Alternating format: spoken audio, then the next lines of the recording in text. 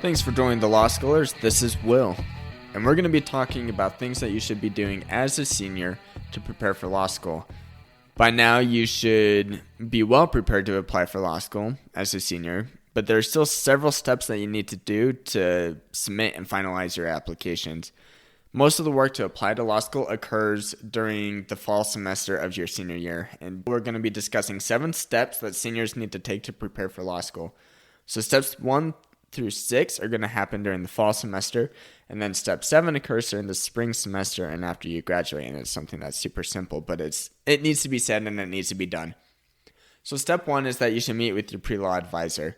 So throughout your undergrad, you should have become very familiar with your pre-law advisor by now.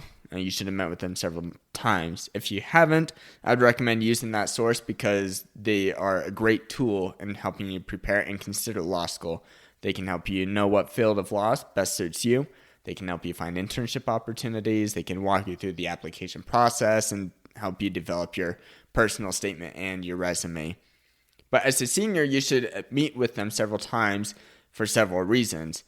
First, you should meet with them to discuss what schools you want to attend and what schools you have the best possibility of being admitted to.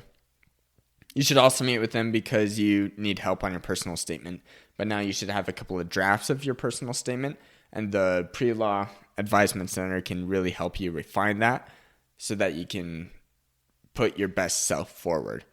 So if you have any other questions about law school or if you want to attend any other events, the Pre-Law Advisement Center will be very helpful in doing those things as well. So step 2 is that you should confirm what law schools you want to apply to. So there are 2 times when you should consider which law schools that you want to apply to. The first time is when you first decide to attend law school, and the second time is, right now, after you have a good LSAT score and when you have a solid idea of what your GPA is going to be. Because those 2 things are the biggest things that law school boards consider when they are evaluating your applications. And so when you have those 2 things, you have a good idea of what schools you have a high probability of being accepted into. So you have a realistic goal of what schools you can choose to apply to. So I would recommend choosing 12 or so schools that you feel like you have a pretty good shot of getting into. And we'll go over that process more fully in another episode. So step 3 is to begin your law school applications. So once you've chosen which law schools you want to apply to, then you need to apply to them.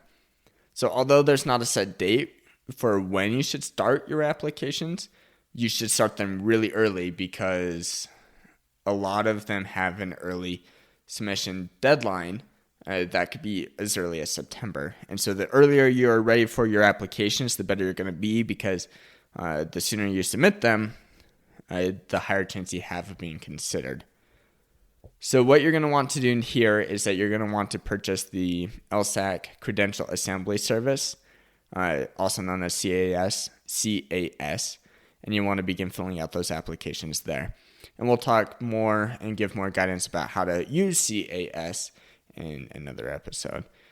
But you may want to consider submitting one early decision binding application. What that is if there's one law school that you really want to go to more than any other school, you can submit an early decision binding application. And what that does is it tells the law school, hey, I'm really interested in going to your law school more than any other school, and if you accept me, I will guarantee that I go to your school.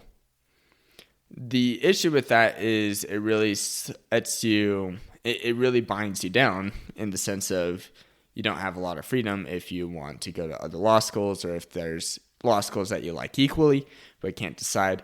I would not recommend doing that for several law schools because if you get accepted into 2 that are both early binding, well, that could put you in a whole lot of trouble. So step 4 is that you want to complete your personal statement. So during the previous summer, you should have completed a draft or several drafts of your personal statements. If you have not started your personal statement yet, you really need to start it right now. The personal statement is super important because it gives the law school an opportunity to tell them about yourself and that you can't really say in an application. that you can't really say in a law school resume, and it really gives this personal feel of who you are. And it's a really good opportunity to, quote unquote, do the humble brag. And I say the humble brag because you want to seem like you're down to earth, but you also need to share what makes you unique. So once you have your LSAT score and your GPA, the personal statement and your letters of recommendation are going to be the biggest things that the law schools consider most in the applications. So your personal statement needs to be well written, it needs to be interesting, and it needs to be engaging. For me, what my pre-law advisor said when I was researching how to best write the personal statement, it needs to be so interesting that the admissions board would feel like they know you enough, but want to get to know you more enough to where they'll ask you out to lunch. Well, they'll ask you to lunch so that they can get to know you more and just want to hang out with you, spend time with you, learn about who you are. So step 5 is that you need to complete your law school resume. This goes hand in hand with your personal statement. But this is where you're going to put all of your academic achievements, your relevant work and volunteer experiences, your leadership in organizations. And as a freshman and a sophomore, you should have been involved in organizations. And as a junior, you should have leadership positions. And all those things look really good on a resume. So imagine the admissions board reading your resume and picturing the person who does all those achievements. If they see simplicity and organization and success, they're going to be really drawn to you as a person. They want to see how you can benefit the school, and they want to see how you can benefit the school both during and after you attend law school. So it should be simple, it should look clean, and it should be to the point. Don't put a whole lot of fluff in your law school resume at all. Even if you can submit more than a page, limit your law school resume to a page and keep it with normal margins. Don't adjust the margins at all, and make sure that your font size stays above 10 point. So step 6 in submitting your law school applications. Step 6 is to submit your law school applications.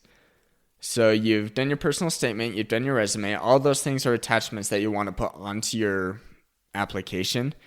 And then you're going to grab your transcript. And depending on your situation, you may need to fill out several addendums. If you need to explain why you have a poor GPA or a poor LSAT score, you can explain that in an addendum. And some states also require you to submit a residency report. Some schools also require you to submit a supplemental application. So make sure that you submit your applications early enough to meet the early decision deadline, and then fill out the additional application if the school requires it by that early decision deadline. So that's steps 1 through 6, which all should happen during your fall semester, and most of them should happen early in the fall semester, hopefully within the first term. Step 7 happens during your winter semester, and it's to simply get good grades, graduate, and then send an updated transcript to the law schools that you are applying to. By this time, send an updated transcript to law schools that you have been accepted to, and perhaps the ones that you're applying to if you're still waiting to hear back from them.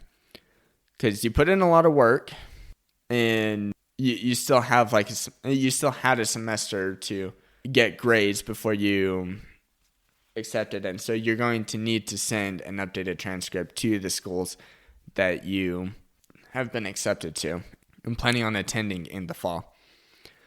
So here's a summary of the 7 steps. First, you're going to want to meet with your pre-law advisor. 2, confirm what law schools you want to apply for. 3, begin your law school applications. 4, complete your personal statement. 5, complete your law school resume. 6, submit the applications. And 7, get good grades, graduate, and send an updated transcript to the law schools.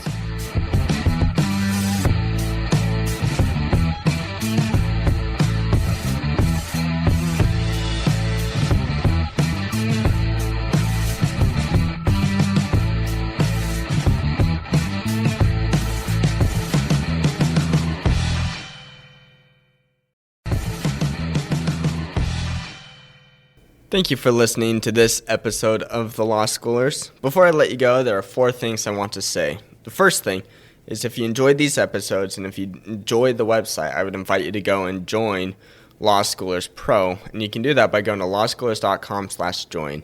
It's a way for you to support us, but there's also a lot of features there that I think you will enjoy.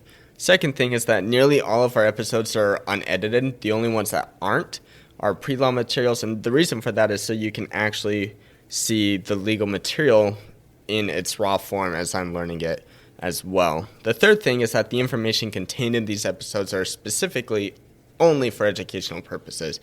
They're not to be used as legal advice. And with that, the fourth thing is if it is used as legal advice, we are not liable. That is, Law Schoolers is not liable for any legal outcomes. Thank you again for enjoying the show. Have a good one.